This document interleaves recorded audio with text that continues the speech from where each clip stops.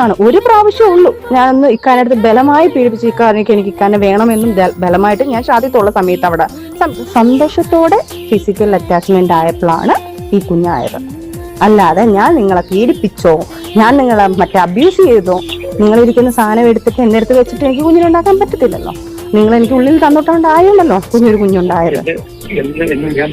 അല്ല, കുഞ്ഞുങ്ങളുടെ വേദന എന്താന്ന് കണ്ണീ കണ്ടൊരു വ്യക്തിയാണ് ഞാൻ.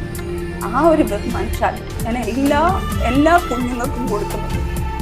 കുഞ്ഞുങ്ങൾ നോവിക്കരുത്, അത് മാത്രം ലോകത്തിലെ ഏറ്റവും വലിയ ശിക്ഷ. അത് ശരിയാ, കുഞ്ഞുങ്ങളെ മാത്രം നമ്മൾ ദ്രോഹിക്കരുത്, അത് ലോകത്തിലെ ഏറ്റവും വലിയ ശിക്ഷയാണ്. ആരാ പറഞ്ഞിരിക്കുന്നത്?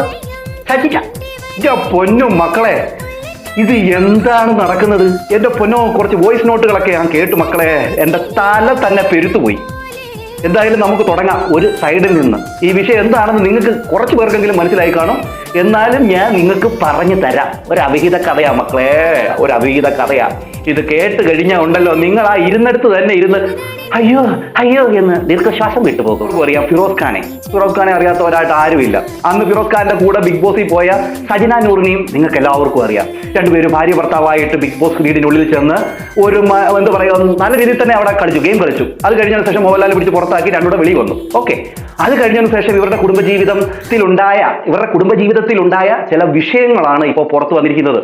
ഇതിന്റെ അകത്ത് മെയിൻ ഹീറോ എന്ന് പറഞ്ഞു കഴിഞ്ഞാൽ ഒരു വ്യക്തിയുണ്ട് മക്കളെ, ഒരു വ്യക്തിയുണ്ട്, റസൂൽ പൂക്കുട്ടി. ഈ പുള്ളിക്ക് എന്താ പറയുന്നത്, ഓസ്കാർ പാട്ടിന്റെ ഇതിൽ കിട്ടിയെങ്കിൽ പുള്ളിക്കാരൻ ഈ ഒരു വിഷയത്തിലായിരുന്നു ഓസ്കാർ കിട്ടേണ്ടത്.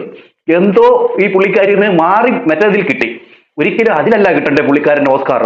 ഈ കൊച്ചുങ്ങളെ ഉണ്ടാക്കുക എന്നുള്ള രീതിയിലും അവിഹിതത്തിലുമാണ് ഈ പുള്ളിക്കാരൻ ഓസ്കാർ കൊടുക്കേണ്ടത്.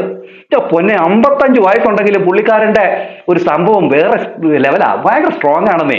എന്തായാലും നമുക്ക് ഒരു അരികത്ത് നിന്ന് അങ്ങോട്ട് തുടങ്ങിയാലോ.